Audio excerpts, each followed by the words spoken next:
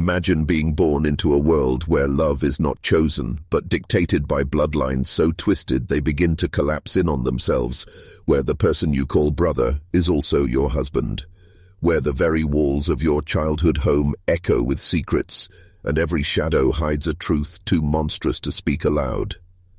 Tonight, we step into that forgotten chamber of American history, a place where one woman's entire existence was defined by a single, unspeakable act. She was known only in whispers, never spoken of in public. But her story has survived in fragments, enough to piece together a portrait of the most inbred woman ever born. Her life began with a lie told at a dinner table where the family bowed their heads and gave thanks, while hiding the fact that father, mother, sister, and brother were bound by more than just blood. The girl grew up never knowing the freedom of choice. Her path had been carved before she could even walk, drawn like a noose tightening around her neck. The man she would marry was already chosen for her, not from outside the family, but from within its own rotting core. Her brother, the same boy who had shared her childhood bed when the family ran out of space, the same boy who laughed with her under candlelight, was forced into the role of husband. It was not romance. It was not desire. It was a tradition as old as the soil beneath their house, a tradition carved out of fear, pride, and the desperate wish to keep their bloodline pure. But purity comes at a price, and that price was written into her very bones. As she grew, her features betrayed the truth of her parentage. The eyes that never aligned, the jaw that jutted too far, the fragile body prone to illness that no doctor could explain. Her neighbors whispered they knew something was wrong, but no one dared to speak it aloud, because to accuse one family was to condemn the entire community that had allowed it to continue. So silence reigned, and the girl walked through her life like a living ghost, carrying the sins of generations inside her own body. She did not ask for it, she did not choose it, and yet she became the ultimate reminder of what happens when love is chained to blood alone. She carried herself with a quiet dignity, though every glance she drew seemed to pierce deeper than the last. Her neighbors could not look away from her face. Some described her as otherworldly, not in beauty, but in a way that unsettled the human spirit. Her features told the story of generations collapsed upon themselves.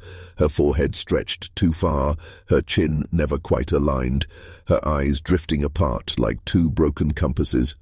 When she spoke, her words fell unevenly, as though the muscles of her mouth had forgotten how to obey. And yet, behind the fragile frame and the haunted stare, there was a soul, one that never asked to be born into this legacy of betrayal. Her brother-husband did not see her as wife, not in the way most men would. He saw her as obligation. Together they became the living proof of a family tradition that no one dared write down. To break it would have meant disgrace, exile, perhaps worse, and so they obeyed. Their union was not celebrated. There were no grand gatherings, no white dresses or golden rings. Instead, it was carried out in secret, as quiet as a funeral. For in many ways, that is what it was, the burial of their humanity under the weight of their family's curse. Children came, as they always did, but their arrival brought no joy. Each birth was accompanied by fear of what the child's body might reveal. Some were frail, born gasping for air. Some never survived the first week, and those who did bore the same signs etched into their faces, stamped by the hand of inbreeding that had shaped their mother and father. The cycle continued, merciless and unbroken, each generation weaker than the last. It was as though nature itself was trying to end what man had foolishly begun.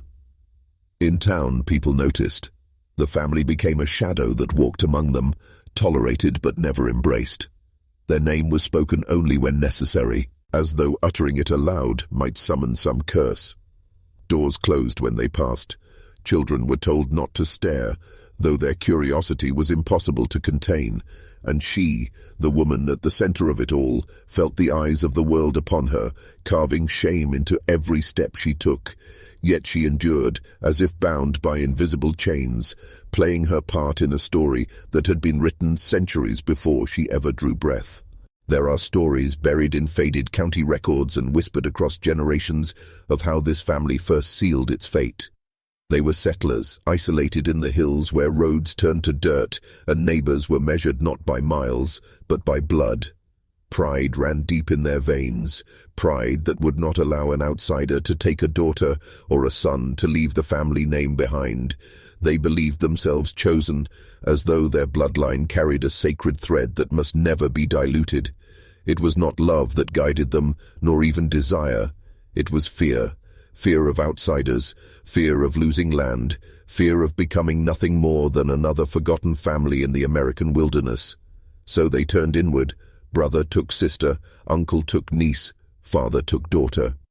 And what began as whispered exceptions grew into an unbroken law, one enforced by silence and survival. The woman we speak of was not the first to live this way, but she was the one who embodied the weight of all those choices before her.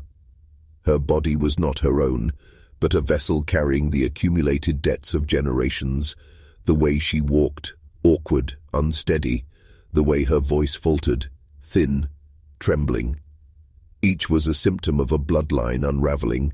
Science would later give it names, clinical explanations for cleft palates, skeletal deformities, cognitive decline.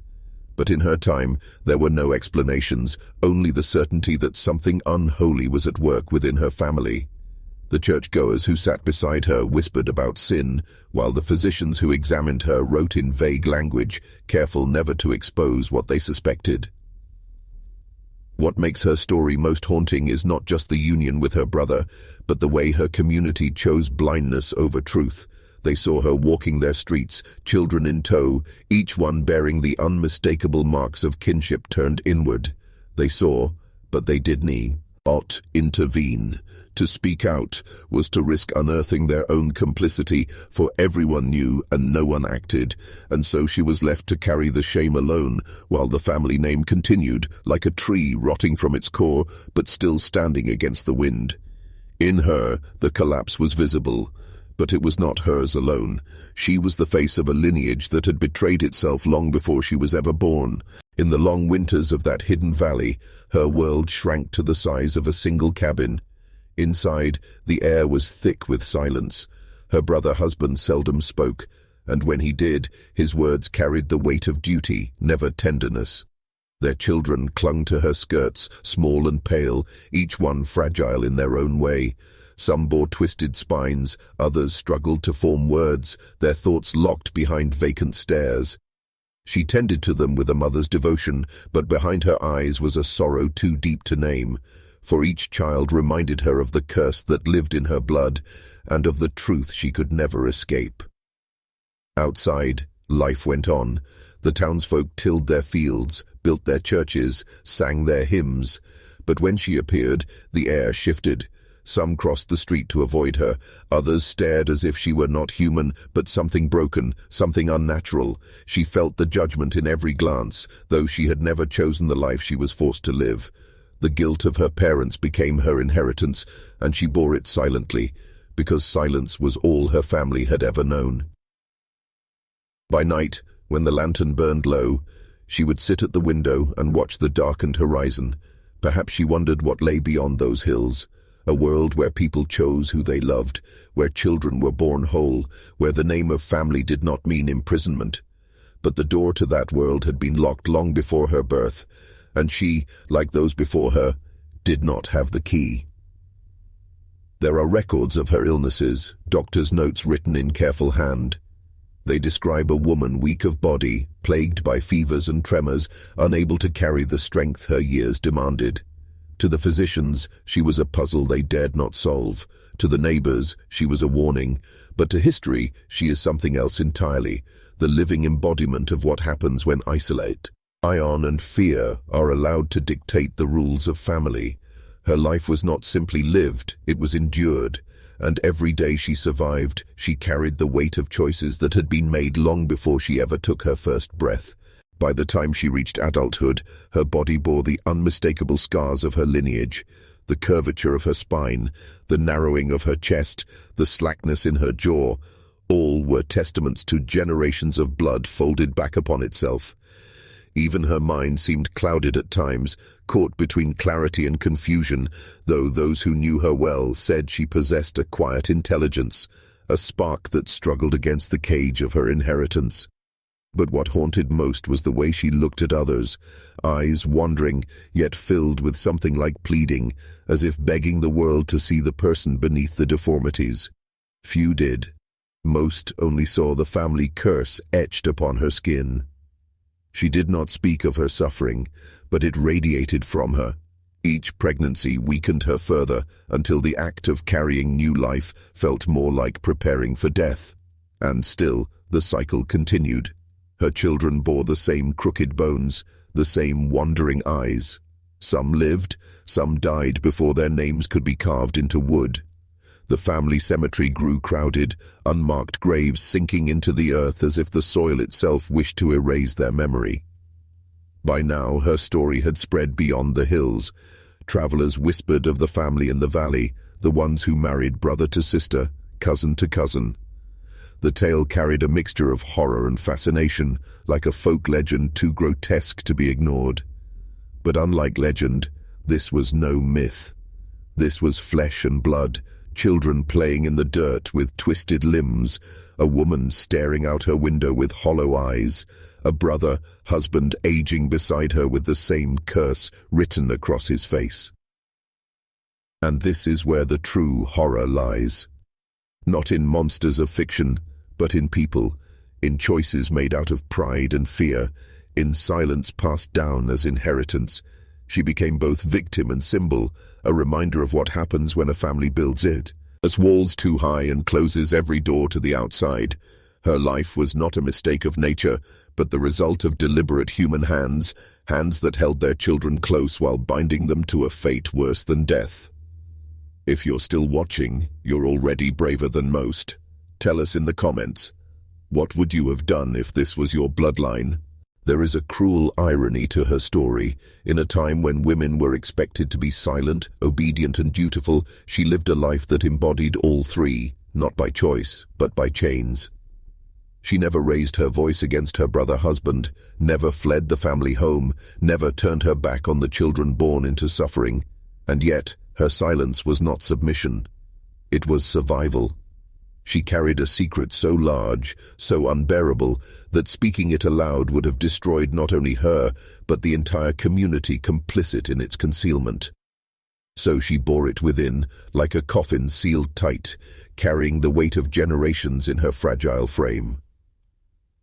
Some say she grew bitter, her eyes hardening with each passing year, no longer looking at her neighbors but through them, as if she already lived in another world. Others claimed she found a strange kind of peace, tending her children and working the land as if this life, cursed as it was, had been chosen for her before time began. Whatever truth lies between these accounts, one thing is certain: her name has been erased, her face forgotten, her story scattered to whispers.